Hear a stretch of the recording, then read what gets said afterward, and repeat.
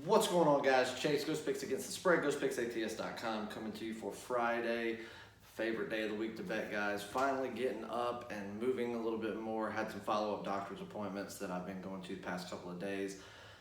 Finally getting the strength to kind of stand around and move around and get back to my normal way of doing stuff.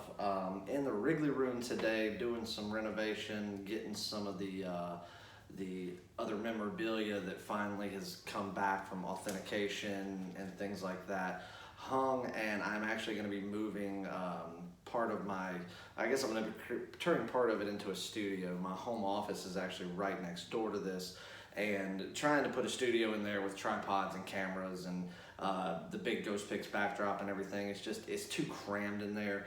Obviously, I've got a huge room in here that's nothing but TVs and baseball and Cubs and Michael Jordan memorabilia. So I'm going to take one section of this and turn it into a little studio section. So I'm going to get working on that this weekend where I can. But wanted to give you guys a free play. It is getting late, but I had some things to do this morning, one being a doctor's appointment. And I'm going to give you guys kind of an interesting free play that some people might, I don't know what you'll think. I don't really care. I just find it funny. I mean, just like today, somebody put on Jimmy's thing that, I fade Chase's free picks and everyone else's free picks, and I'm up a ton of money. We're throwing darts. I'd like that person, you know who you are, to contact me and just give me my record over the last 10. Just the last 10 free plays. And let's see how in the world you're down. Now, when you're borrowing money from your mother and, betting 100 on this one, 500 on this one, 1,000 over here, 200 over here, yeah, you're probably down. But you'd still be down even if we were hitting 75, 80% of our free plays. What? I don't care. I love the haters. I've actually grown quite fond of all the haters that I have, because it seems like the more success that I have and the better we do and the bigger we grow, the more haters that I have. So, you know what? I'm welcoming it with open arms. Now, Wilson, he's somebody that comments every day. One more shot out of you, buddy, you're done, and I'm just gonna have you report it, because you just come on this channel every day, whether I win, lose, draw. It doesn't matter how good we're doing. You basically just say, fuck you, go to hell, just some really nasty shit. You don't know me. You've never been with me. You might be from another service, because that's how childish some of these people are. And if you are, you'll burn your own shit down. But one more out of you, bud. That's all I'm saying. So, for the people that actually tune into information, welcome, and let's get to it. For the people that tune in thinking that they know everything, please hurry up and start your channel so I can start tuning in and learning a thing or two, because I know nothing about baseball. So, yesterday, the Red Sox game. Interesting game, right? They came back. They took the lead back after absolutely just destroying themselves early. Interesting game to watch, but we didn't lay heavy juice, and that's what some people say. Like somebody told me the other day, "Oh, you take very heavy favorites, and it kills us when we lose." Okay, well, I'm going to say this one time. Yes, we do take some heavy favorites. Myself, the rest of the team, any handicapper out there, we never take a money line above 160, and 160 is very rare. We always try to keep it at 150 or below, and even when we reach that 150 mark, it might be once a week, once every 10 days. I am not betting a minus 150 every single day. And for anybody that says that I am, you're full of shit. So yesterday, we were only laying $1.20. Now, if for you, that person, if you're dealing with a local book that only takes money line plays and doesn't allow you to play the run line, which is a thing in baseball, especially with local books, because they know that if somebody actually knows and follows this sport, they can be taken for a ride. But if they only let them play the money lines, the high money lines are going to be too tempting of, something out there to take, where they're eventually going to take them here and there. And they're going to lose here and there. And when they do, that 3, 4, 5 games in a row that they just won, everything's swept out from under the rug. So I know for a fact some of you are out there playing that and then wanting to text me, because I've got 15, 20 emails a day saying, thank you so much. What you've done for me this season is unbelievable. This is how much money that I've made following exactly what you say and how to bet it based on my bankroll and what we've done from start to right now. It's allowing me to take my family on vacation. It's allowing me to quit the second job that I had to have. It's allowing me to do this. It's allowing me to do that. But yet, then I have people that are getting the same exact plays that tell me, you've lost me a lot of money this year and I'm not happy. Well, that means that you have not been betting it correctly. Because how am I up money betting the same thing that I preach every single day? And how 75% of my clients are up money betting the exact same way that I'm betting, maybe a different margin, but at the same scale. How are all of us up money, but just the wondery few are down? Doesn't make sense, because you're getting the same exact plays. If you were dealing with a bookie that only lets you play money lines, and we are giving you a game that might be a minus 230 money line, but a minus $1.20 run line, stay off the game. Don't bet it. If you do, you're an idiot, your fault, don't care, and I do not feel sorry for you. Have no remorse for you whatsoever. Use common sense, guys. Use common sense. Or do the right thing, find another book. Find a bookie that will do it the right way, the legitimate way, and give you an opportunity to win instead of only putting himself in an advantage. 99% of the time. If that's the way your bookie operates, don't bet baseball anymore. Unless you are going to be betting money lines, $1.50 and below, and totals only.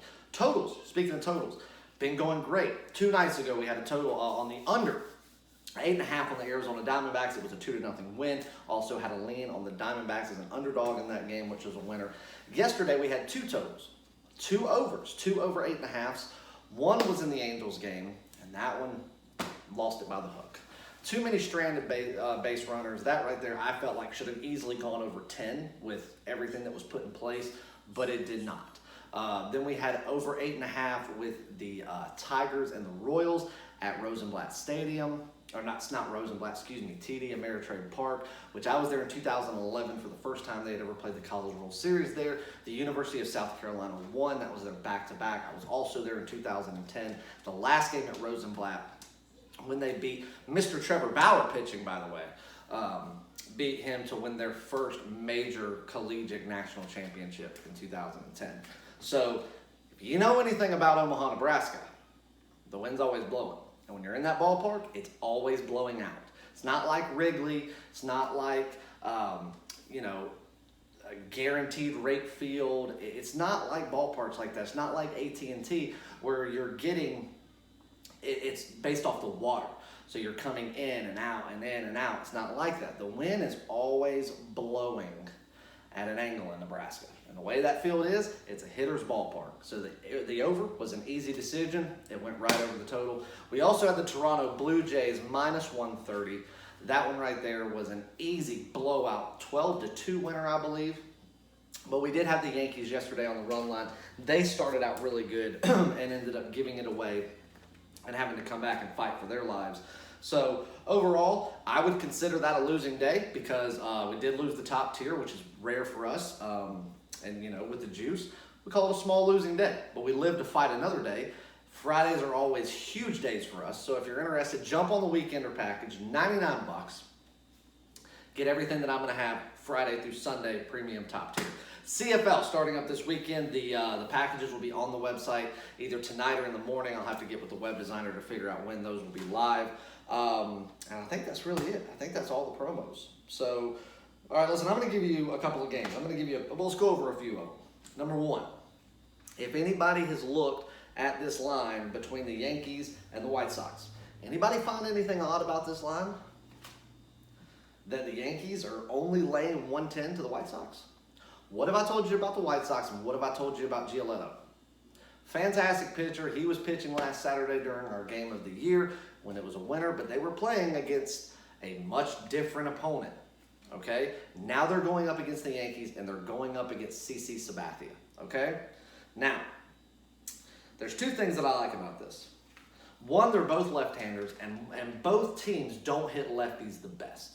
And you've got 2 stud left-handers going up. One of the best pitchers right now in the game, and one of the best veteran pitchers we have in the game, in CC Sabathia.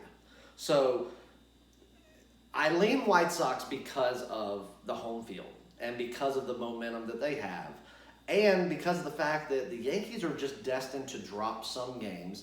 And I don't know. I think the Yankees are going to come out and play tough. When you're going to get CC on the mound this year, you're going to see him play for everything he's got because that's one less time he'll ever step on the mound. Because he's done after this year, guys. He'd love to have a World Series ring to cap it off with, but either way, he's not coming back. So I think what I like more than taking the White Sox in that game. I like the under 9 runs. 2 lefties, 2 teams that don't hit lefties extremely well, and 2 fantastic left-handers. So I'm going to give you a lean right there on the under 9 runs with the Yankees and the White Sox.